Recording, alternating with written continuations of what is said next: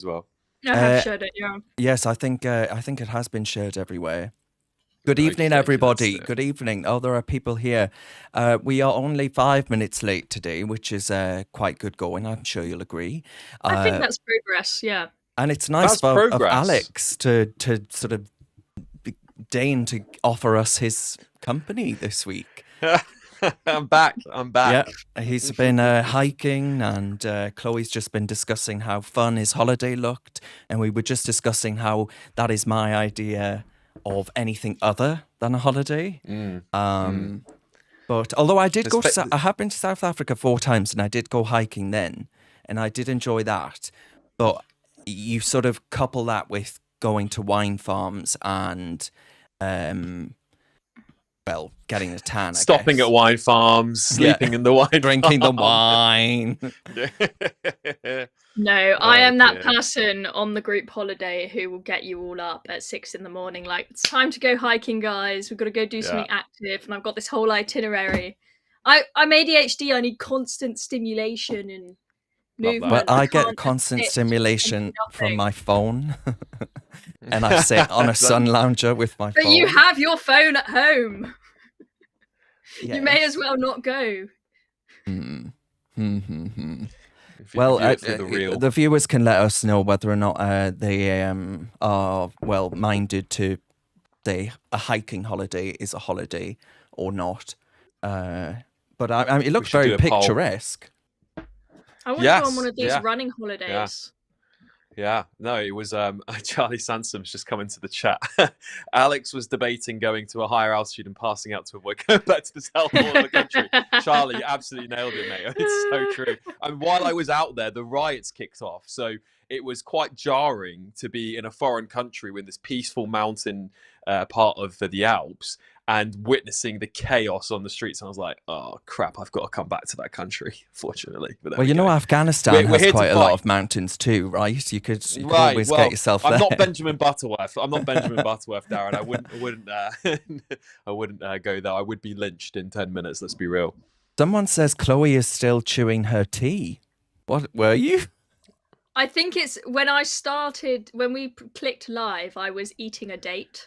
And I wasn't quite ready for you to click live. I thought I'd get a little snack in to energize myself ahead of the podcast so that I'm a Duracell bunny for the whole hour or so that we're here, you know? Well, people are laughing at me for saying wine farm. That's what they call them in South Africa. That wasn't just me being an idiot. That is actually what they call them. And another YouTube comment says, I watched Alex spank Benjamin Butterworth live on TV. Many people would pay a lot of money for that. Benjamin would pay a lot of.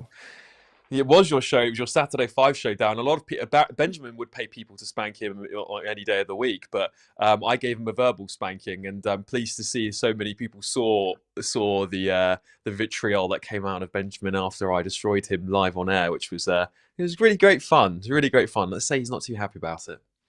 Is this the Rachel Reeves comment that you were talking about? It was. Yes. Okay. Yeah, that was good. I think it might have been it might have been the checkmate comment that really got to him, and I think that's a good one to use for anyone debating the far left. Once you've got them on a point, it's very hard for them to wriggle out of it, isn't it? Right. Okay. Making friends. Anyway, let's move on. Let's get into the meat of the topic. I'm guilty of cultural appropriation because apparently dates belong to Palestine, according to someone in the comments. Shouldn't have been eating them. Silly me. I'm so racist. Come for me, CPS. Not boycott the dates. Right, okay. We'll come back to the comments shortly. Right, so Labour have decided to drop the Tory proposals to ban terrorists from actually being able to get on the social housing list and therefore accrue a social house. And Priti Patel has come out and, other than saying she doesn't want to leave the ECHR, which I have deep reservations and sort of it basically tells me all I need to know. But putting that to one side, she has said that this decision that Labour, and it was Matthew, what's his name? It's like Moneypenny, but it's not quite Moneypenny. It's Matthew, where is he? Good win? Not good win. I don't know any of Pennycook, not Moneypenny. Matthew Pennycook.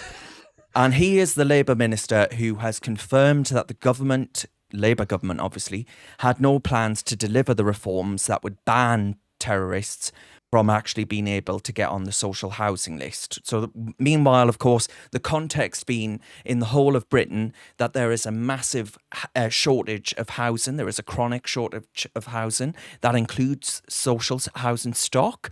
And basically the Conservatives, I mean, quite understandably said, you know, if you are a terrorist, you can't actually get this. But then again, I'm assuming that everyone that is watching this and everyone that is currently taking part in this discussion is probably going to be on some kind of Labour list as terrorists. So maybe we should thank our lucky stars. Well, they're going to call us social terrorists or something like that, right? You know, well, ex-terrorists. Exactly. So, I mean, the fact of the matter is here that this is just sort of symptomatic of Labour's priorities, isn't it, Chloe? And that this is just the direction we're headed in as a country. And it actually feels really quite depressing because, you know, 2 days ago, or was it on Sunday now? It may well have been on Sunday, that we had 700 people cross the channel in one single day, which is a record. And therefore, you know, the housing stock ain't going to get better anytime soon. I mean, for example, I just went for a walk earlier and I saw outside of a church a load of people that I'd never seen before. And I thought, hang on a minute. Who are they? And you know, when you can just tell, well, I could tell. I'm probably going to get clipped up now and accused of racism. But you can tell. And I just think it's going to get a hell of a lot worse, Chloe. Yeah, I think it's definitely going to get a lot worse before it gets better under this Labour government, if it ever gets better. And I think that I just thought it was so audacious of them to start announcing policy changes like these after the riots. It just shows that they are completely blind or do not care whatsoever about the genuine grievances in British communities that were the cause of these riots. All they want to do is point their finger at a few people on social media like Nigel Farage and that lady who got the identity of the Southport stabber wrong and just say, oh, it's all just because of them. It's all just because of a few social media posts. It's got nothing to do with migration, and we can keep on just letting the boats coming in and also letting the numbers of legal migrants coming in stay sky high. They don't care. They don't give a damn. And the British people are just going to get angrier and angrier. We may see the riots dampen down after sort of the first flurry of them dies down and Keir Starmer starts threatening arrests. But those long-standing grievances, they're not going to go away. They're just going to get worse if the Labour Party starts prioritising terrorists and people who are not born in this country for houses, when you've got so many people in this country who... You know, we've got people choosing between heating and eating because their rents and their mortgages are so high because of the housing crisis that we've got. It's just another two fingers up to the British people. And I've had enough of it. And I'm sure many people in this country have had enough. Yeah. Alex, this is quite a non sequitur. But Tracy just said on YouTube, I hope you can see it on screen. She said, I got a warning off YouTube, so please be careful. Now, are you, serious question, are you worried about that? Like, have you over recent days been more concerned about that than you likely would have been in the past? Yeah, so much so, Darren, that I actually did a full review of every group, every WhatsApp group, every Facebook group, anything that anyone's ever put me in, and made sure that if I got arrested for free speech, which, you know, a lot of us here are outspoken voices, we're probably classed as dissidents in this day and age, which is incredible, really. And I just made sure that there's nothing on there that the police would go, right, you're part of this group and this banter here is illegal. And I thought, right, I better just completely be careful about where I'm at.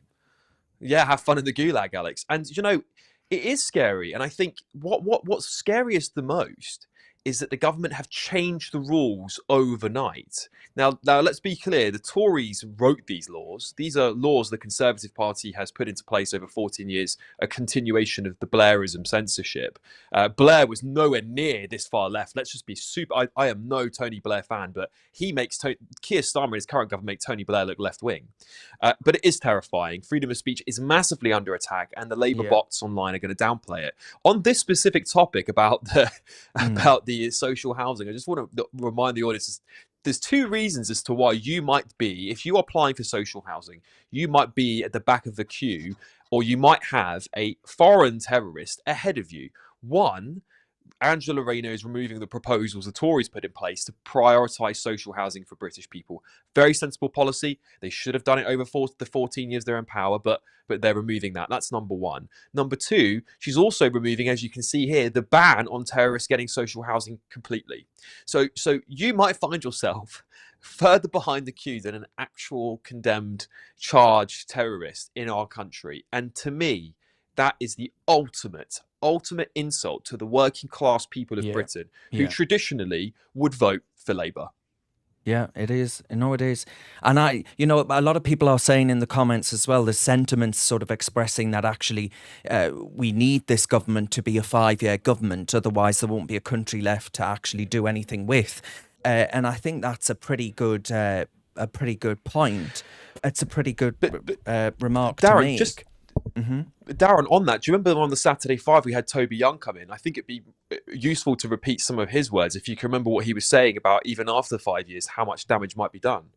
Yeah, no, absolutely. So he was talking about the fact that, well, the online safety bill, which the Tories stupidly passed, is going to be weaponized and actually strengthened. And, well, I mean, you look across the internet today, right? You look across the internet, I look across my social feeds, and I see person after person absolutely terrified, scared witless of what might happen to them if they post something online. I'll just go through a list of them just so we can see the extent to which there is a problem. So this man was called Lee Joseph Dunn, Lee Joseph Dunn, and he works for Sellafield, which is a nuclear power plant it's in Cumbria, isn't it? And he was put in prison, but it's in Carlisle, sorry. And he was put in prison for sharing 3 Facebook posts. And the prosecutor picked them out. And there were 3 posts. One showed groups of Asian men with captions like, "Coming to a town near you." Well... after hopping off a small boat, and when it's on your turf, then what? Asking that question. One image depicted men wielding knives in front of the Palace of Westminster. You know, it really isn't that uncommon for there to be knives in the City of London. You look at the past week or so, there have been 26 separate incidents of knife crime. Now, none of those posts actually incited violence or anything like that. But despite that, he was locked up for that, for those 3 in particular, 3 Facebook posts. Then you go to the fact that threats have been issued to, well, anyone and everyone, really. There's just been a 50-odd-year-old woman banged up for posting about a mosque. Something to that effect. There has been a whole slew of examples of the way in which that actually what Sir Keir Starmer has said in the past on the right to cause offence. I've just accidentally zoomed right in on Keir Starmer's face, which is absolutely terrifying for everyone involved. But Sir Keir Starmer's comments in the past when he was Director of Public Prosecutions, so you're talking over 10 years ago now, 12 years ago. And he said, people have the right to be offensive. They have the right to be insulting. So let's just have a watch of that and sort of get a sense of how far that direction of travel has changed over this short period of time, and why someone like Toby Young of the Free Speech Union would, like all of us, be utterly dismayed and actually quite scared and anxious about the direction that we're heading in if my Mac wants to play ball and actually play the video, that is. Give us half an hour. I don't even recognise that man from the BBC. So this is This is 12 old. years. This is really. Yeah. I mean, look at. Yeah, probably old, possibly even Probably older, Darren, if you yeah. think about how young Keir Starmer looks there. He was elected in 2015, so as MP for Islington. Sounds like you'd like to see far Here we fewer are. prosecutions. How high must the bar be? Because Not we've very. heard of people obviously going to jail for saying unpleasant things about missing children. Other people have been fined and given community service for saying unpleasant things about dead British soldiers. In your view, in future, is that the sort of thing that it should be criminally investigated? I think the threshold for prosecution has to be high. Higher than I've just described? Well, we live in a democracy, and if free speech is to be protected, there has to be a high threshold. People have the right to be offensive. They have the right to be insulting. Sounds like you'd like to see far fewer prosecutions. I think if there are a lot of prosecutions, it'll have a chilling effect on free speech. And I think that's a very important consideration. How high? Now, that's extraordinary, isn't it, that clip? Comedy. Because there have been a very high number of prosecutions, and the Home Office and Yvette Cooper are waxing lyrical about how this is the best thing that we've ever seen, and the government is delivering on people's priorities. So she said in this piece, Yvette Cooper wrote this piece, and she said, "We need to restore respect for our police." She says, "Criminals have paid the price for their rioting, but there's still much work to be done in rebuilding our communities." Well, actually, Yvette, you only mean one community, and it's the communities where the elders in that community got to dictate what was policed in Birmingham and what wasn't. And I said, well, hang on a minute. Black Lives Matter in 2020, Hare Hills just earlier this year, Manchester Airport, what's happened there? Community leaders self-policing like a province of Pakistan. If she wants to restore respect for police, she ought to ban two-tier policing. But of course she won't. I'll probably be arrested for that, carted off. But how do you think, Chloe, we've got to this position where the former Director of Public Prosecutions is saying that we need to not place a chilling effect on free speech, to suddenly saying, well, there should be a chilling effect on free speech? I mean, how did we get there? Many factors, but I just feel like these people, they live in a complete bubble. And Alex, you put up a graphic which did very well on X, where you sort of put the bell curve, and what's considered far right is basically most of the curve. These people, they live in such a bubble that they think that almost anything that is a perfectly reasonable grievance is something that should get you locked up in prison. And, the police have really stretched resources at the moment. That's why you get police not bothering to turn up most of the time when you call them when you've got a problem. Wow. You get burgled, your problem, right? That means that people don't have respect for the police. But I think that what makes people lose respect for the police even more is when they see, right, I've been burgled, my car got broke into, my house got broke into, and the police didn't turn up. But now they're directing resources even more away from that sort of thing and putting police in charge of sitting and scrolling through Facebook all day to try and find some person who got their facts wrong and maybe said something which was a bit rude and a bit offensive. That, for me, makes me lose respect for the police even more. So I feel like Yvette Cooper has got her analysis completely wrong here. They just don't understand what is going on in our country. Yeah. And if, one of the comments says fiery but mostly peaceful, it's that sort of the BLM, that harks back to the Black Lives Matter days. Yeah. But Alex, the going back just to 2022, there was this case where there was a convoy went past and they were flying Palestinian flags, and the convoy shouted, "Rape Jewish daughters." And that, I would argue, is definitely justifiable grounds for incitement, right? Rape Jewish daughters was the command that came. Now, it was said to be not enough evidence and all the rest of it in this case for there to be a prosecution. Well, you've managed to find over, 1,000 cases to actually prosecute people this time in 1 week. And you look at this, and the Whitehall, a protester who said, "Who the F is Allah?" has been jailed. Now, am I going to get jailed because I've just repeated what he's just said? Maybe. You just never know these days.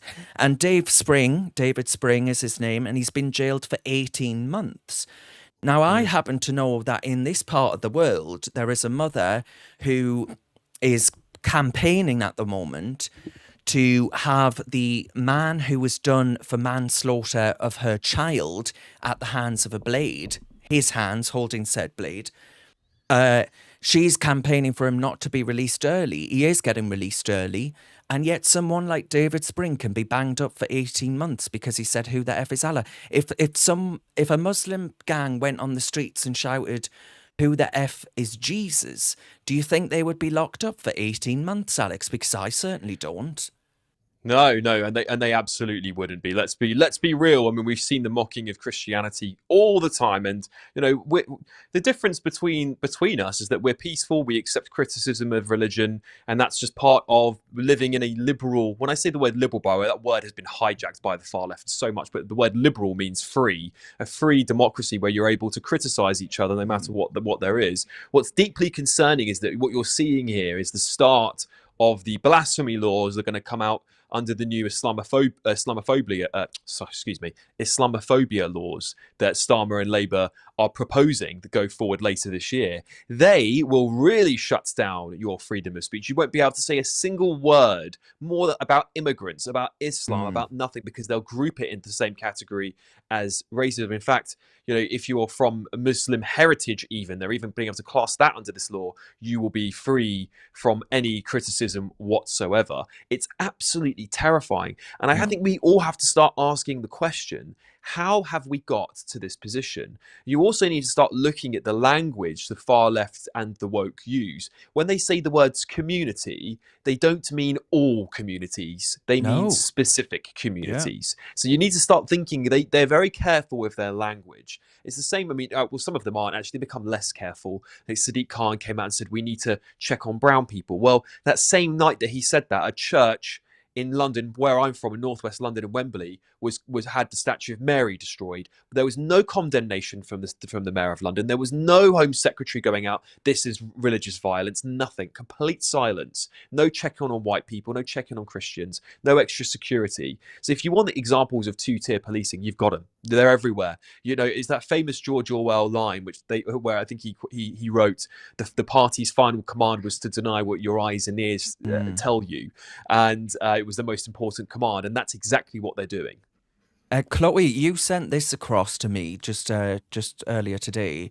Let's have a look at this clip, and you can tell us what sort of you think when you see this, and the lack of response from the armed, the officers that are in full riot gear, so they're fully capable of issuing arrests, right, at that moment. I mean, they are at the height of their powers, as it were, and they are completely, I was about to use the word feckless, but again, I'm so cautious about what I'm saying right now, because you just never know when the plod are going to knock at the door.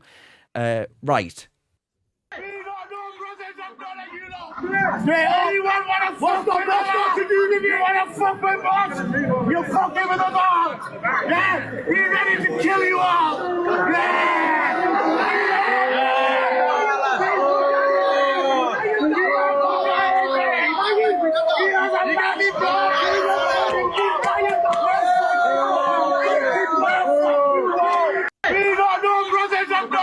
So, you hear there the quote, "We are ready to kill you," and this Twitter user says Muslim immigrants threaten British patriots and police do nothing. I mean, when you see that sort of thing, you think, well, if you are actually telling someone you are going to kill them, or "we are ready to kill you" is the actual phrase used, that surely is incitement. Where's the arrest?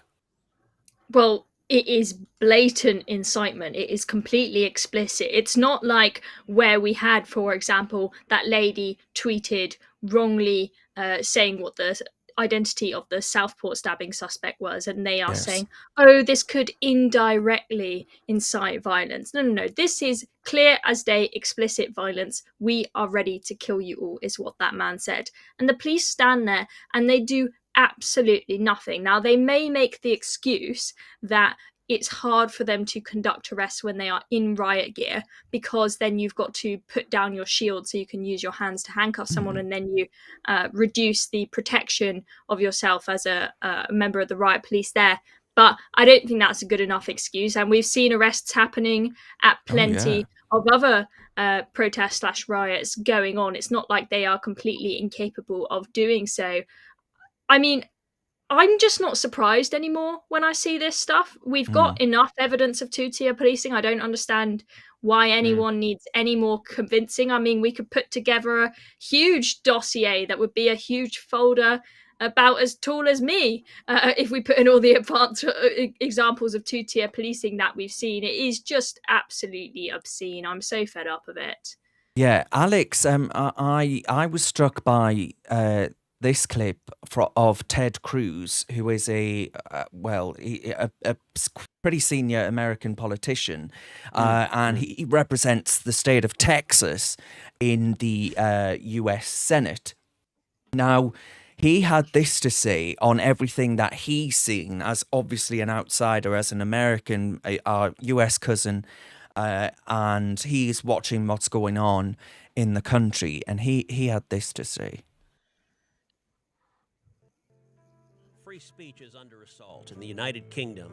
They are sentencing people to jail for social media posts. It is tragic.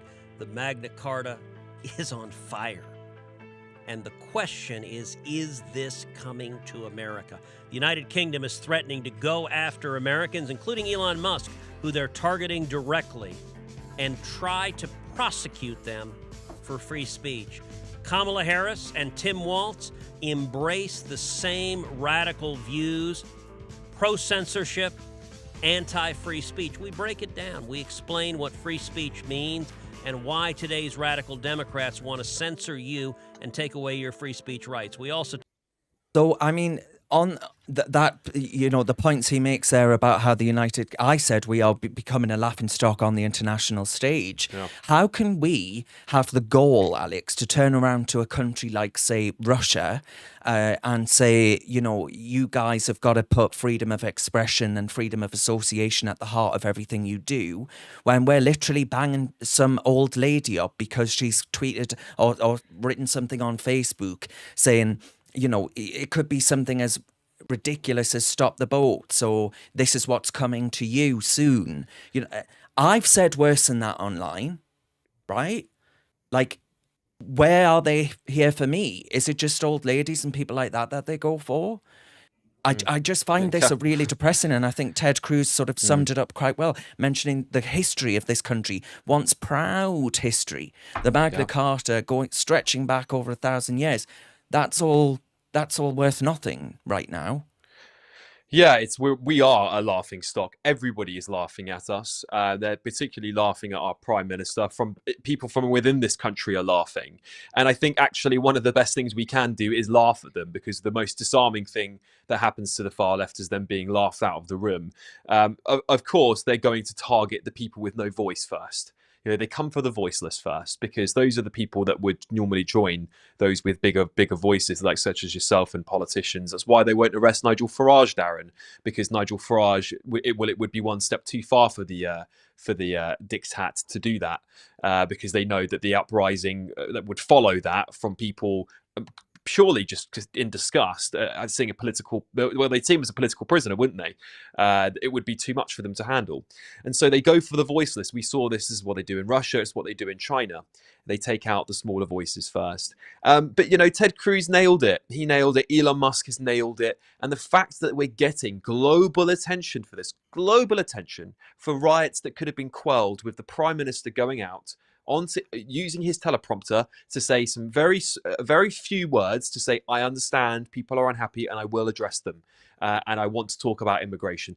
All he had to do was that, and people would have calmed down. People would have said, okay, at least he's listening. But he's refusing to have a single conversation with any journalist. As soon as the word immigration is brought up, he avoids it and deflects it. And this is another part of the reason why he's being laughed at, is because he knows the problems, because Tony Blair has been on record saying it. I put a tweet up a few weeks ago that had the interview Tony Blair saying we need to talk about this. His own chancellor said it.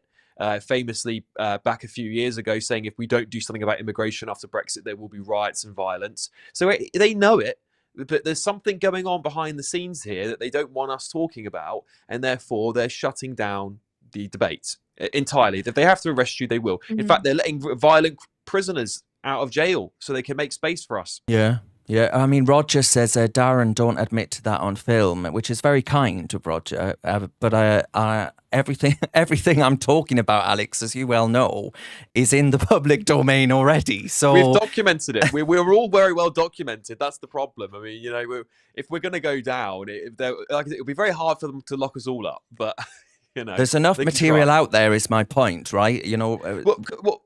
This is really interesting, by the way. The woman that was arrested for tweeting the statements that she made in Southport is still yet to be charged, and I think the police are going to really struggle to charge her with anything that she did speculate. That's what she was doing, speculating. Yes. And to arrest someone on speculation, it's not right, and I suspect that there may be a reckoning at the end of all of this. Well, we'll see. I haven't got confidence, to be honest, because I think Sir Keir Starmer has really shown in little over a month a real authoritarian streak, and I think that's something that maybe I was expecting. I don't think he's a bastion of free speech and all the rest of it, but I wasn't expecting it this fast. This has happened at breakneck speed, to the point where, Chloe, I'm getting bombarded with messages, where our chat right now is filled with messages of just people feeling really scared. Yeah, I mean, I'm genuinely terrified. I refuse to back down and sit and be quiet, because I think that will make the problem worse. And I think that we've got to try and have a bit of safety in numbers and have the guts to keep saying what we're saying. But don't get me wrong, I am fearful that I'm going to get a knock at the door and be told that I'm being arrested for something that I've posted online that most of us would think is perfectly reasonable. It is very scary. And you made the point there, Darren, about the prisoners being let out. Now, I understand that the Labour Party, they weren't in power for the past 14 years. The Conservatives failed to build more prisons. It's not their fault that the prisons are very, very near capacity. But they said they were going to let out up to 40,000 people. I'm not sure how many they have let out so far. But then I looked at the total prison population, and it's, I believe, 95,000. So this is a huge proportion of them that they are letting out early. Yeah, nearly half. Why do you need to let out that many people? Oh, so you can make space for people who have put up Facebook posts. You can let out a rapist or someone that's stabbed a young girl out into society, so that we can put in people who have made posts on Facebook. And I don't know if you want to bring up, Darren, there was a post, it's on the Turning Point UK Twitter, and there was a lad, I think from Middlesbrough, who was arrested because he threw missiles at police, which is terrible behaviour, absolutely. But then someone from the community that he lives in commented saying, I know this lad, he lives down the road and he's autistic, he's got really bad learning difficulties.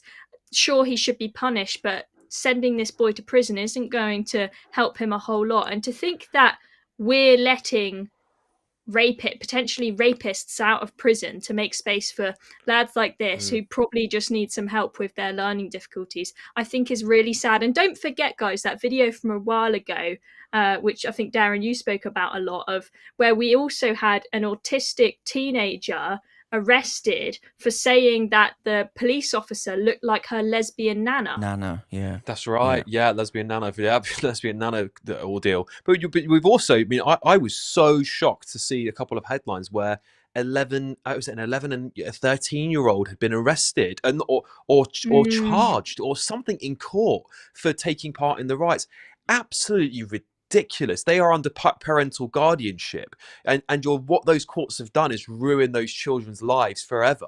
You know, rather than saying, actually, we need to be lenient towards some young people here and show a little bit of restraint, they've now put a criminal record on those These kids might barely never get a job. They might never get into the formal university that they want to. That is going to have a huge impact on their lives. No, you've just going to radicalize them. This is the problem. You're going to radicalize an entire generation of already downtrodden and angry people and make it worse. It's so baffling from start to finish and how we've got to this point. It really, really is. And it's a failure after failure to listen. Stephen says, sorry, go on, read out Stephen's comment. Stephen said, I knew it would be bad under this shower of S, but never in my wildest dreams did I think it would get bad this quickly. And then Less Government on Twitter says they want us to be frightened. We need to stand together, join the Free Speech Union. Yeah, I would agree with that. Actually, do join the Free Speech Union. Look after each other. We've definitely got to make each other aware when there are incidents happening. I mean, someone's saying something's happening with Maya Tusi's YouTube channel. Really? We'll have to have a look at what's going on there. I hope he's all right, obviously. And yes, a whole host of comments of people sharing similar sentiments. Mark reminds us of the time there was a lad locked up for calling a horse gay. Yes, that's right. Yeah. Crazy times, but it just feels like it's on a much bigger scale right now, right? You're just absolutely, and someone else mentions Sam Mellier, who was locked up for 2 years for creating downloadable offensive stickers, and he got 2 years in the slammer for it. Yet there are people getting out in less than their sentences for literally killing people at the hands of a blade. It defies all belief. And just for the audience's information as well, some of those people who are getting out on mental health charges for even for stabbings are getting payouts of £95,000 a year from the government. Really? It's actually insane. Yeah, when they've been released from these hospitals, they're getting benefits, not payouts, but benefits of massive sums of money. We're rewarding this behavior. We are rewarding it. We are if anyone's inciting violence, it's the government. The government are the ones inciting all this violence. Absolutely. They are constantly fueling the flames of what I would agree with Elon Musk is a future civil war if it goes to this point. I want to be super clear about this, and none of us actually do get arrested on this platform. None of us condone violence. Nobody wants to see terror on our streets of people throwing things, attacking police. I love our police force in this country, and the vast majority of police officers are very good people, and they want nothing than goodwill for their local areas. And most of them live locally to their stations and do a very good job in really difficult circumstances. They aren't to blame. It's the hires up in the police that are to blame, the ones giving the rules. But you really must turn your dissatisfaction towards the politicians, not to each other. Really, really advise anyone to stay away from using any violence whatsoever. Yeah, so Mr.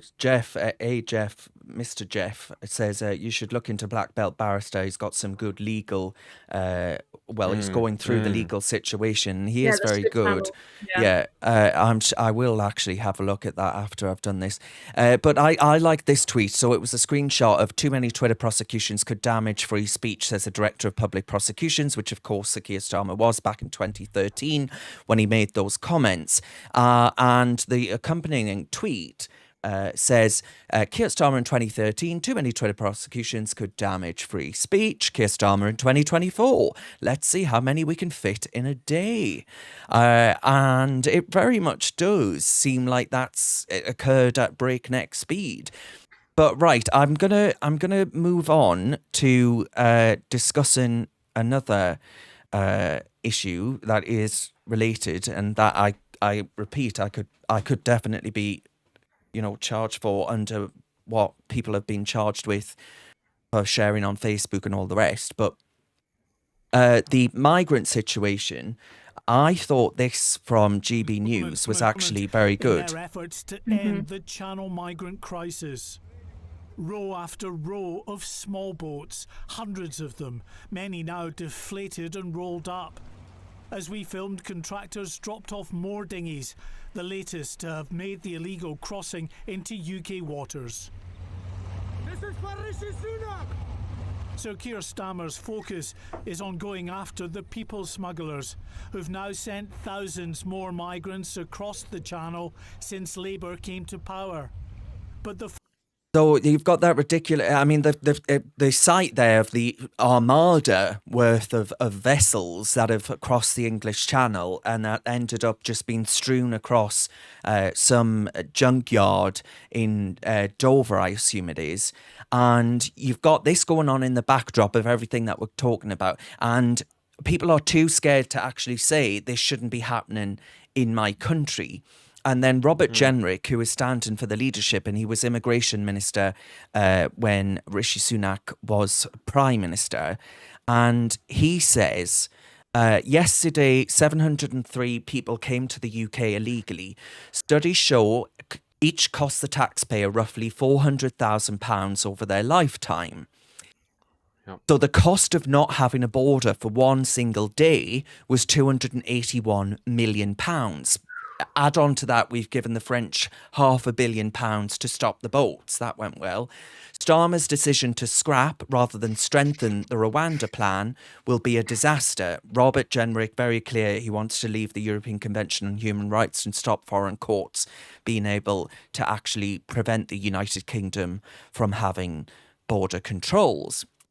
And he put out a video today in which he said, it's related, he said, this is a screenshot from the video. He said, Angela Rayner scraps plans to limit social housing applications to long-term British residents. And Robert Jenrick says, in Keir Starmer's 40 days in office, we've seen migrants prioritise for social housing. We've touched on that a little bit at the top of the show. And Humza Yousaf said, migrants prioritised for council houses. 10 days after far-right thugs tried to set fire to a hotel reportedly housing asylum seekers, Robert Jenrick comes away with howler of a dog whistle.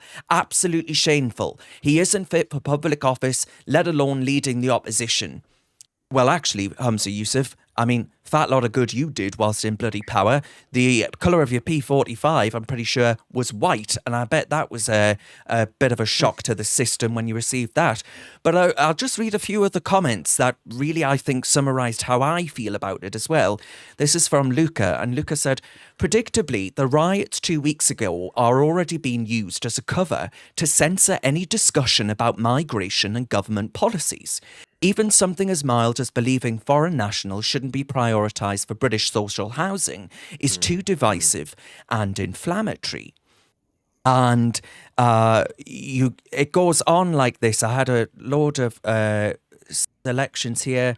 Humza Yousaf also tweeted, my warmest wishes to Pakistanis across the world celebrating Pakistan Independence Day, a country that will always be close to my heart. Forever a proud Scottish Pakistani. And Count Dankula said, close enough to your heart to live there. We can only live in hope. And the fact of the matter is, I said, hi, Humza. He'll sue you for that comment, by the way. Well, but for saying he can go to Pakistan. Yeah, you're banishing people who aren't white out of this country, Darren. Well, I asked a question. Apparently his lawyer is the new lawyer for the Manchester airport guys. I've had a few people saying that to me. I'm not 100% sure if it's true, but apparently that's the case. Oh, right. Yes, because it was Mr. Yaqub who stood in the West Midlands, but they got rid of him. I said, hi, Humza, if I go to Pakistan as a foreign national, can I expect to be prioritised for Pakistani social housing? Or would locals reasonably view that as too divisive and inflammatory? I'll wait. I've waited many hours, no reply has yet come. No surprises there, Darren. No, indeed. But you can see what I'm getting at, Alex, right? That is, there is such a double standard from people like Humza, where basically, this is a dog whistle. He's trying to shut down speech and debate around this issue. It's just, they are sensing that the authoritarians are winning right now. They can smell the blood like a shark in the water, and they want to make the most of their opportunity whilst they have it. And that's what worries me. We have got to resist this. Yeah, and the only way to resist it is to keep on talking, and that's the reality. They're trying to stop the reason why they're weaponizing freedom of speech at the moment and weaponizing the justice system against ordinary people is because they want you to stop doing the thing that they're targeting, which is using your voice, using your freedom of expression and your freedom of speech. Of course, there are some people on there who are genuinely, saying stupid stuff, and the police are going to arrest them under different laws, and that will be difficult for them to wriggle out of it. But there are genuine people who are just using their freedom of speech and are being arrested for it. Now, as I said before, they can't arrest millions of people. And that is when the nonsense stops. And I put this down to the silent majority. And I said this before, I've said this so many times before. While the majority of people remain silent, silence is basically compliance. Silence is saying that actually, no, you're right, Kia, carry on doing what you're doing. It's only when the mass voices get up and say, no, you have gone way too far, enough is enough, where things start to change. And that's what we need. We need more people using their voice, because at the end of the day, they can't arrest everybody. They can't arrest everybody. It's impossible for them. So they're just trying to scare you into compliance.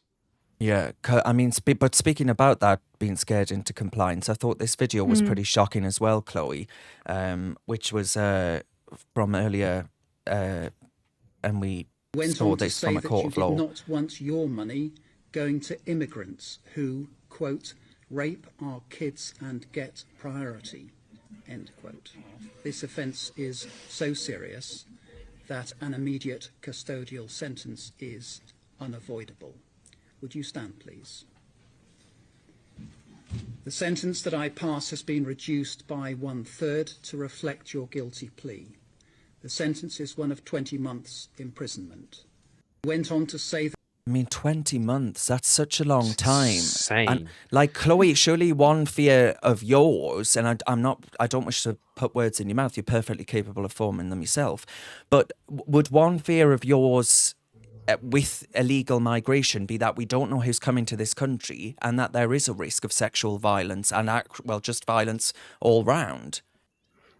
I mean, absolutely. I mean, I have spoken many, many times about the threat to women that I think illegal migration poses in this country. Now, if I was making a post expressing concern about that, maybe I would have phrased it slightly differently to just clarify the fact that I don't think that every person that comes here illegally is going to rape our girls. I just think that there is a higher propensity for them to do so than your average Brit.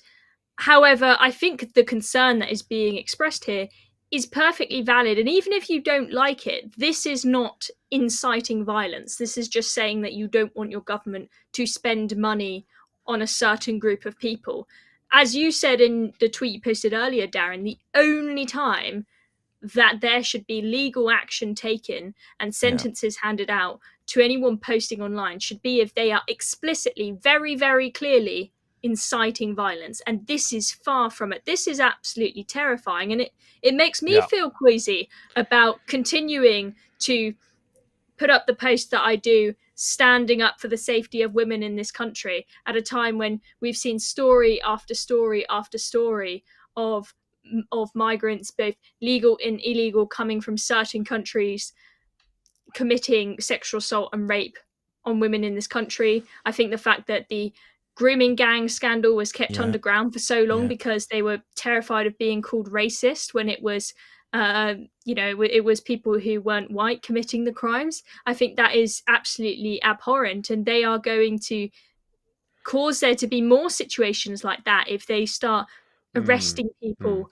When we have a problem like the grooming gang crisis, you want people to speak out about it early so that it gets noticed. You want concerns to be raised. You want the alarm to be raised early so that we can nip the problem in the bud before it becomes a huge problem where people are being abused for years and years and nobody does anything about it. Seeing videos like that makes me think you're going to see more things happening that don't get noticed because people are scared to speak out. Yes, and I'm just showing that tweet there that says now there have been 1,024 arrests and 575 charges following the riots that started 2 weeks ago. And this Twitter user says they ignored rape gangs for 20 years, but they can do this in 2 weeks. Just to highlight Chloe's point. But Alex, there is a question here for you from Stephen, says, average Joe is too scared of losing their livelihood, Alex, to speak up, me included. What say you? Yeah, well, that I'm also terrified I could lose my livelihood from doing this. My goes back to my original point is they can't arrest everybody, and I would suggest caution if you're reliant on your job and you'd be in a difficult spot if you didn't have your job. Please exercise caution. What really bothers me about all of this is that this is the left wing intelligentsia going after the average Joe, and what you're seeing here is people expressing concerns that people like the three of us on this channel are able to do in perhaps an articulate way, in a way that is deemed worthy of debate. Now, not everybody is as good at this stuff as what we do, and I don't. That's not to put a downer on any person, but this is, we are able to articulate it in a way that is deemed worthy of being on TV, on doing podcasts and stuff like that. Not everybody finds the right words to use, and what scares me about that sentence there is that things he said were not factually incorrect if they were put into context, i.e. not all asylum seekers coming to Britain commit sexual assaults, but we believe there may be vastly more of them that do that as opposed to white British people per capita, right? If you make that argument, I wonder whether he'd be arrested for that. And that's what really worries me. Is this the left-wing intelligentsia? It's like the reverse of what happened in Russia during the civil war there, where the working class people locked up all the scientists and all the judges. Instead of it, now it seems to be the other way round, where all the intelligentsia who are smart with their words are locking you up because you can't express yourself correctly. I find that deeply worrying. And again, it's the downtrodden, snobbery, isn't it?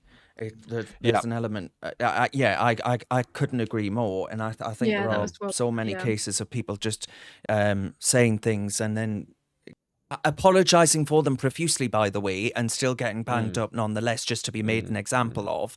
And I think that is really, really quite unforgivable, in my opinion. Watching 20-year-old lads who have been told all their lives that their lives will not amount to anything, who have been failed by a system, who have throughout their lifetime seen rampant mass migration come to this country, they will be rendered absolutely powerless to do anything about it because, their jobs, their housing opportunities, their access to public services are all impacted by this massive demand. I'd argue that there is such a demand, but massive flood of people coming here, and yet we bang up these 20-year-old kids and without a care in the world, and we just say to hell with them. But Chloe, this really made me laugh, actually. So, and we all need a laugh right now, let's be honest. So the Sun reported that face coverings at protests could be banned after thugs in balaclavas wreaked havoc on Britain's streets. They say Labour's Dame Diana Johnson writes in today's Sun on Sunday, hinting at a crackdown on masks and fireworks at protests. And you think, oh, okay. They've suddenly decided that these things are bad. They didn't decide that during the troubles in Northern Ireland. They didn't decide that during the Black Lives Matter riots, the Palestine riots. But they've decided it now. But nonetheless, they've made that decision. And then you get down here and it says, sources said they would work with the College of Policing to develop guidance to ensure that innocent people are not inadvertently affected. This would include people in religious dress or those with health issues. So, Chloe, we're going to find ourselves in the bizarre scenario where those wanting to protest and hide their identity are going to be running around in a burqa throwing missiles at the cops, right? This is the absolutely... Have they thought about this longer than 2 seconds, or are they just absolutely terrified beyond wits' end that actually they will be accused of racism and all these other things, which is exactly the problem that you were highlighting before when you spoke about the what happened in the grooming gang scandal, or the rape gang scandal, I should call it. And it was accusations of racism that precluded them from taking action and covering it all up in the first place. But though that word there, religious dress, well, I very much doubt they mean people running around in a crucifix or a nun's habit. Yeah, I think that this is a difficult call for them. Now, I will echo what you said, that they did not seem very concerned about face coverings when we had protests and riots happening with people on the left, BLM, pro-Palestine marches, people shouting anti-Semitic and pro-Hamas things and all the rest of it. I think that there definitely needs to be some kind of clampdown on face coverings. And I understand that they would be in very hot water if they said women who normally wear a burqa, you're no longer going to be allowed to wear one if you are at a protest. But I can definitely see this being massively exploited, where thugs will turn up with either face masks on or in burqas and say that they were wearing a face covering because they've got some health condition or something, which they probably don't have to disclose because that would be too mean to make people show any of their medical records. Or they'll just say, oh, it's just religious dress, and they'll just make it up. I think that it could be abused massively. I don't agree with burqas. I think it's absolutely bonkers that a man would require that a woman can only show her eyes, and that it is too unmodest to be able to show your nose and your mouth and your cheeks out in public. I think it's absolutely insane. But whether we should outlaw it and make it illegal, it's quite a hard call. I think it is a tricky one, to be honest. Sorry to sound like a bit of a middle ground. No, not at all. Not at all. I mean, Alex, a lot of viewers are of the mind that this is actually, we've gone from two-tier policing to two-tier face coverings. Yeah, it's so true, isn't it? I mean, it's just ridiculous. I mean, again, they can't say this, can they? It's the same reason they couldn't call out the grooming gangs. So it's exactly the same reason they allow certain communities to have self-policing. It's this pandering has gone on for far too long, and it's part of the reason why people are so disaffected in this country is because they voted for people to have common sense and to treat. Look, the reality is British people just want everyone to be treated fairly. Most of them don't have a problem with anyone's religion or skin color or creed or whatever it is. They just want fairness in the justice system. They want to be policed fairly. They want to be governed fairly. If everyone is on the same playing field, then there's no complaint. And this is what I don't understand that our governments consistently miss. And it makes people wonder why. Why are they not hearing this message? Why is this message so lost on them? And this is what starts conspiracy theories, that starts anger. And, at the end of the day, it only goes in one direction, which is more dissatisfaction, more disaffection, more disengagement from the system, and therefore ends up in the sort of things we've seen over the last few weeks, which is the wrong way to express it, but it does happen nonetheless. And Nigel Farage has been right about those things time and time again. And politicians like Keir Starmer will put us in the most dangerous spot we've been in since the 1940s, in my opinion. I couldn't care what your religion is as long as it doesn't impact on my life, and I couldn't care. Of course, I couldn't care if you come here and actually integrate and work. But I think that that isn't happening, and saying that is now potentially people are scared to actually articulate that view. And I think that is deeply troubling. But obviously, I'm not going to stop doing that. In fact, they could bang me up and I would still say it in four walls on my own. They'd have to put me in a padded cell, and even then I'd argue with myself about it. But Paul Benjamin says, on this Robert Jenrick point, just to labour home the point, migrants should never get a council house. This is a normal, uncontroversial opinion with which Britain agrees. Humza holds the extremist fringe opinion on this subject, and I agreed with that. I thought it was a good tweet. And then we get to this op-ed that came out in The Guardian yesterday. It came out yesterday. And it's from Maya Goodfellow, who is she works for one of these sort of left-wing think tanks in Westminster, advising people like the Labour Party on policy. And she says, we keep hearing about legitimate concerns over immigration. The truth is, there are none. Well, I mean, we could wax lyrical until the cows come home. It says immigrants aren't to blame for a society designed to benefit the richest, and it's time Labour started telling the public so. Well, I don't think it's capitalism and market competition that's been responsible for the Manchester Arena bombing. Do you? I mean, I just find that such a preposterous argument. One, about the safety of uncontrolled, unfettered migration, but also around the ramifications on wages for the working class, on access to housing, whether that be social or private rental sector, and a whole host of things where this newspaper, which is a rag that isn't good enough for wiping your bottom on, I would argue has a lot to answer for.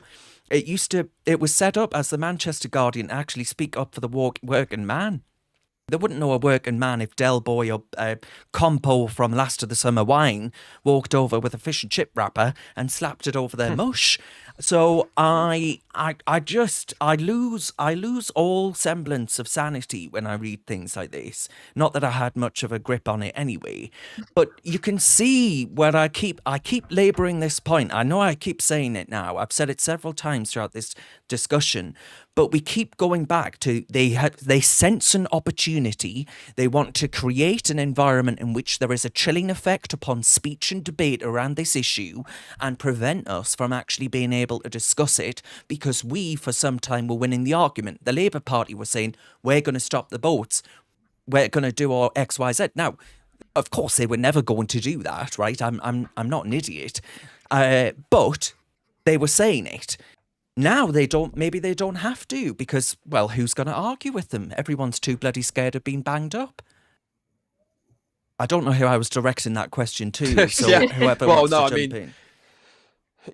I mean, and articles like this just fan the flames even more, and it shows how out of touch so many politicos, so many journalists are within the bubble, the elite bubble at the top.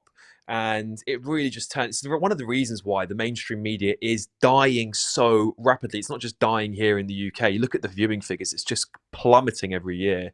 But it's dying in America as well, where the bias and the lack of any sort of self-awareness of what's going on around them is just so close to zero. But there have been some good counter articles to this. One was in the Telegraph by Sherelle, I can't remember her last name, but I posted it the other day. Jacobs, thank you, where she said the cause of this is the undermining of young white working class people, and that's so true. And I'm pleased to see there are some publications that will still publish the truth, whilst they're still independent. That is, at least anyway.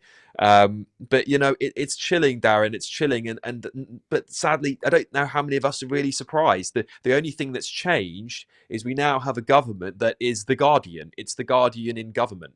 And they hate these conversations. They never want to have them, and they're going to enforce the same sort of communist diktat the Guardian spews out every day onto the masses of this country. And Martin says, by pushing immigrants to the top of the queue, it might bring British people together to speak up louder than ever before. Yeah, I mean, Chloe, that's a good point. I mean, do you think that actually they can sort of quash the resistance, as it were? And I'm not for, before someone clips this up as well and says, oh, he calls it the resistance, you know, people throwing things at police officers and things like that. No, that is not what I'm saying. I'm saying that the resistance is people actually having conversations like this one, where we refuse to be cowed by a few idiots acting up, and then these people thinking that they have the right to silence the rest of us, right? That's the free speech principle that's at stake here. Yeah, I mean, sometimes it needs to get worse before it gets better, and that we have God to get help to us. it has to get to a tipping point before people start getting outraged and start speaking out. But I feel like we are there. I feel like over the past year, people have absolutely had enough and really started to see the horrifying impacts of mass migration. I don't think it needs to, nor do I want it to, get any worse than the situation it is in now. I think, just speaking about that article there, I mean, you're absolutely right, Alex, that this girl is clearly in a bubble and completely out of touch. She's saying that society is designed to benefit the rich, and that the fact that working class people are struggling because of mass migration, that's just because society was designed to benefit the rich. I mean, how deluded is that statement? No, our society is not designed to benefit the rich when we've got the highest tax rates since the Second World War, and the rich get taxed absolutely to death. Most of them are running out of the country to somewhere like Dubai, where they don't have to give away all their money, let's be honest. And I just think it's just so out of touch to suggest that mass migration hasn't had anything to do with the fact that you've got working class people struggling to pay their rent because there is a housing crisis. You've got working class people struggling to get a GP appointment. They can't afford to get Bupa. You've got people pulling out their own teeth at home because they can't get a dentist appointment. Some of you who will have watched our podcast a few weeks ago, where we showed you that video of the queue around the block for ages just for a new dentist that was opening, people queuing up to get an appointment. People are struggling to get places for their kids in school, or they're in a school but the classroom is absolutely exploding where they don't get any attention from the teachers because there are so many kids in the school. To suggest that mass migration has had nothing to do with any of this and none of your concerns are legitimate and you're all just racist bigots is just absolutely ridiculous, and it makes the problem worse when you see that the people in their Westminster bubble, they're not even interested in listening to you. They could say you've got a legitimate concern, but for X, Y, and Z reason, I think that you've got your wires crossed and mass migration wasn't the cause. Fine, but they're not even giving them the time of day to listen to them. No, because their opinion is irrelevant to these people, right? That's the very at the very heart of the issue. They say they stand up for the working class, but they really don't. They sneer and condescend, and they only like the working class if the working class parrot the same views as them.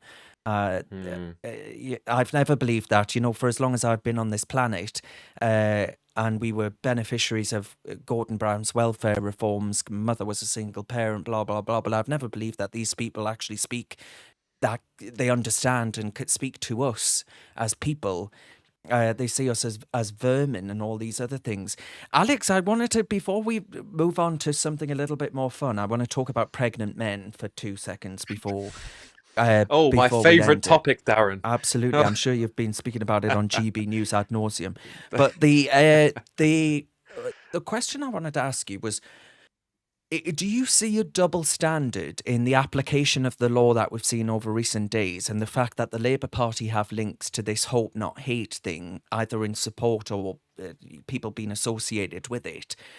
Hope Not Hate being a charity, believe it or not, that I think is ironically named because I happen to believe that they're pretty hateful people themselves. And people were sharing Hope Not Hate. One of their senior people, Nick Lawls, tweeted out the lie that a Muslim had acid thrown in her face, for example. A Labour MP parroted the same story. That is quote unquote disinformation that stirs up riots, isn't it? So where is the application of the law as it has been so stridently applied over the last few days? Am I being too hyperbolic here? No, well, you're not missing anything, Darren, that's for sure. What's missing is the law being enforced fairly, that is. I think this is one of the great things about social media is it's constantly exposing the truth in so unfortunate ways, because nobody really wants to believe this is true.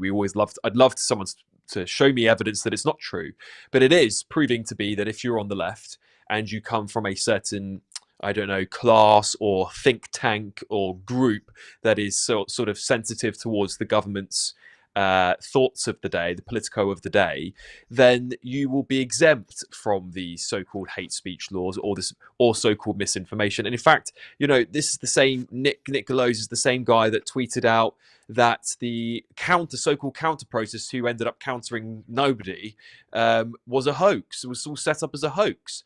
Yes. And 20 minutes later, he's tweeting again going, it's not a hoax. I mean, What's misinformation there? This is a man that should have come out and said, sorry, you were all lied to. There was no protest organised today. We're going to look into the causes as to why why this happened in the first place. Where's the investigative journalists looking into this hoax? They're all looking into the Southport riots, but none of them are looking into the hoax that caused the counter protest, which also led to violence in places like Birmingham. Let's not forget. So you're right. You're not missing anything, Darren. The reality is that we know this two-tier justice system, this two-tier policing exists, and it's constantly being exposed online, which is just proving to people the point that we've always knew was to be true. Well, I've put myself forward, Chloe, to become the elder of my community in order to actually put me above the law, so that police forces have to actually seek my approval before they put in place any policing whatsoever.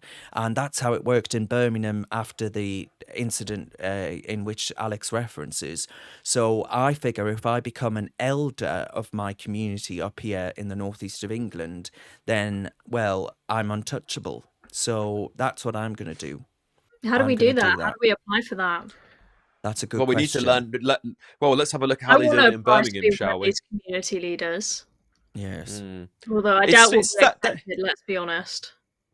It's so terrifying, though, to think that these people aren't elected by... Who are they elected by? Who chose them? It's so deeply corrupt. It stinks. It stinks. And British people are rightfully fed up with that. That's rubbish. For the police to be sat there saying Assalamu alaikum, I can't say that properly myself, we're surrounded by so-called community leaders, is the perfect example of why people are fed up. It's not, again, because the police are addressing them in a foreign language, although I don't think that should ever happen on British soil, but it's because they are pandering to specific groups of people saying, we'll protect you, don't worry. Well, they didn't come and say grace, while the grace to all the Christians were surrounded by priests when the statue of St. Mary was destroyed in Wembley. No. There was none of that. I mean, you've barely seen that covered anywhere. I just saw one photo on Twitter and that was it. Yep. We did bring it up GB on here News last week, didn't we? I remember we did it. Right, finally then, I want to talk about pregnant men, and no, I haven't got an announcement to make.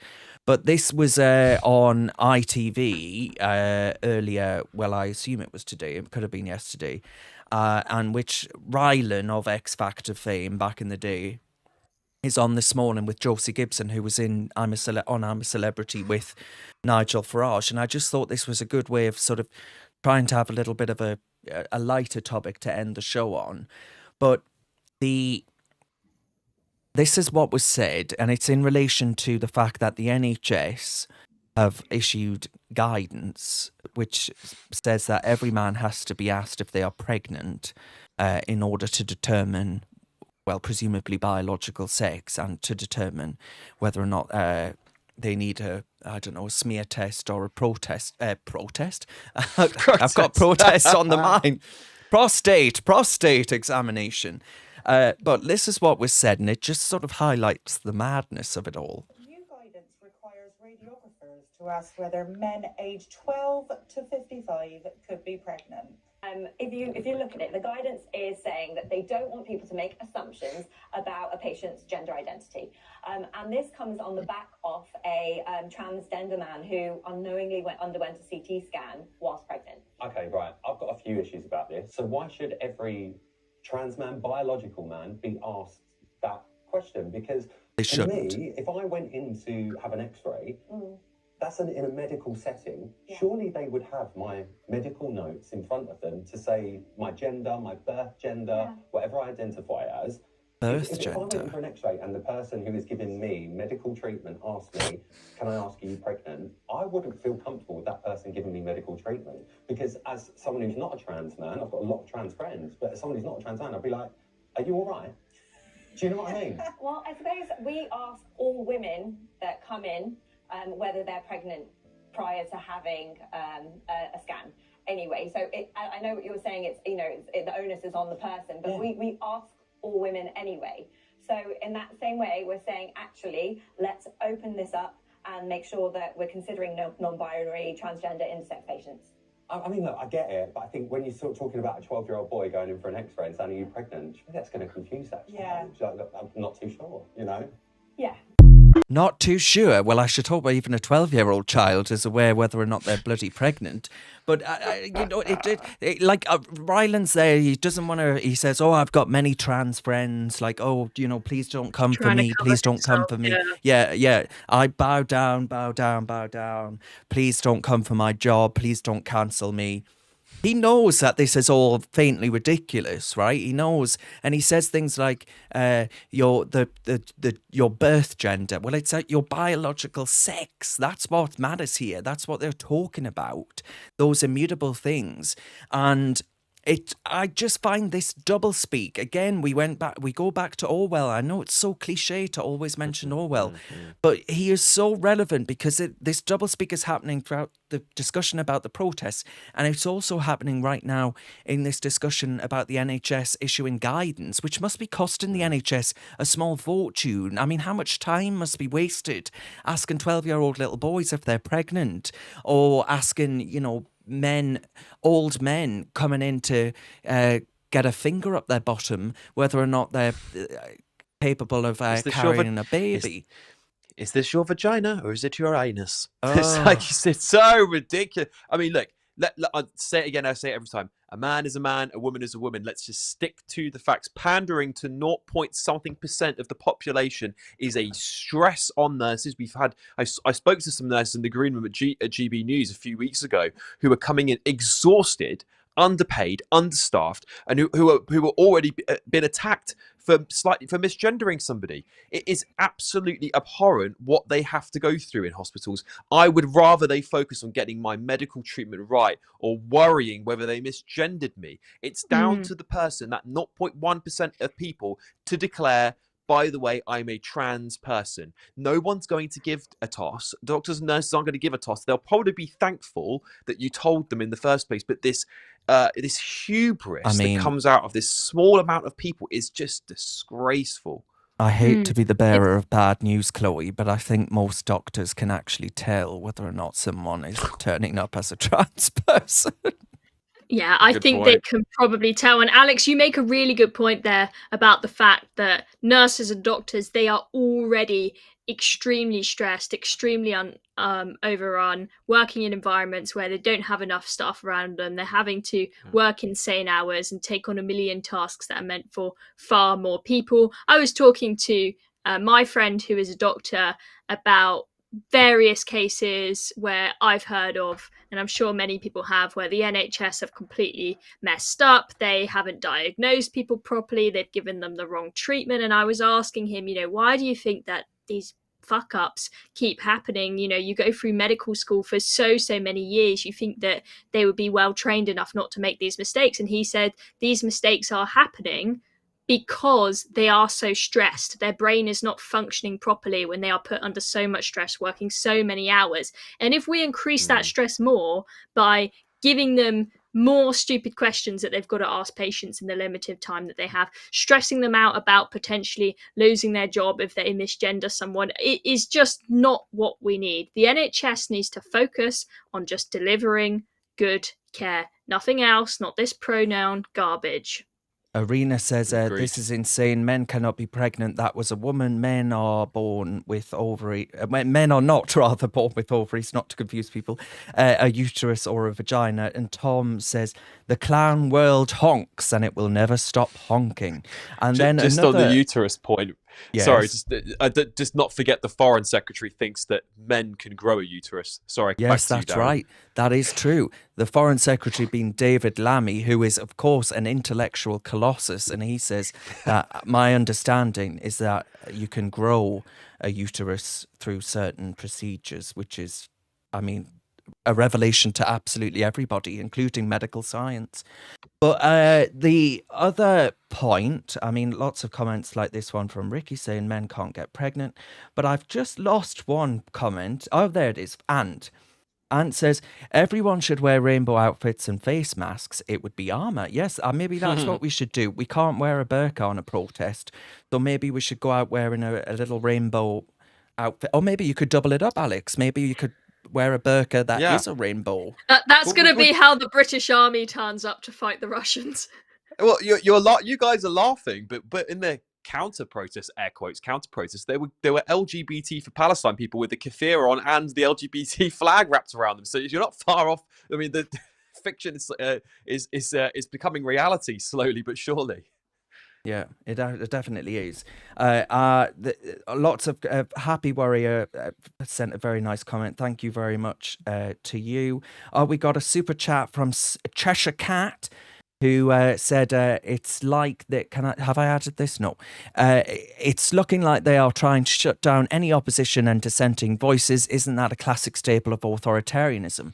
Well, I couldn't agree any more, Cheshire Cat, and I hope you're smiling like a Cheshire Cat, because I think that was a brilliant comment and worthy of praise indeed. Thank you very much for the super chat. Now, I think we're going to leave it there. I actually doesn't feel like we've covered as much as we normally do, but we had to get through the meat of everything that was going on there. And boy, oh boy, is there enough to dissect. There's lots of advice floating around, people saying advice for what's actually going on. Black Belt Barrister, I believe, is the YouTube channel. People are saying that Maya Tusi is facing some challenge by legal lefty groups, so we'll see what that is. But this is spiraling out of control. Scary. And we've got to stand by each other, right? So thank you to everyone who's joined in tonight. Thank you very much to you guys as well, Chloe and Alex. You can follow these guys wherever you are on social media, whatever your sort of tonic of choice is. Speaking of tonic, I wouldn't mind one right now, preferably with gin and a big fat slice of lemon. But the fact of the matter is, things are bad, yes, but we must not give up hope. I do not believe in giving up hope. Once you give up hope, you might as well give up altogether, because there is no point carrying on if you give up hope. Hope, hope, hope. It's not just a Disney slogan. You need hope. You need faith. I have faith in many parts of my life. You might believe in God, you might not, but even if you don't, we absolutely have to be resolute, stand by each other, talk to each other, communicate with each other, and make clear we stand by each other. That's the way we're going to get through this. We've got to do that. And download X and get on that. It's the ultimate free speech platform in the world. You're more likely to get your voice heard on there. Whilst we still have it in this country, go and get in there and join the conversation and use your voice peacefully. Very important you don't get involved in the violence or say anything that is going to incite violence. Be careful what you say. Be very, very careful. But use your voice. Speak up. It's so important now more than ever that British people do that. Absolutely. All right. Thanks, guys. Good night, all. Thank you, everyone.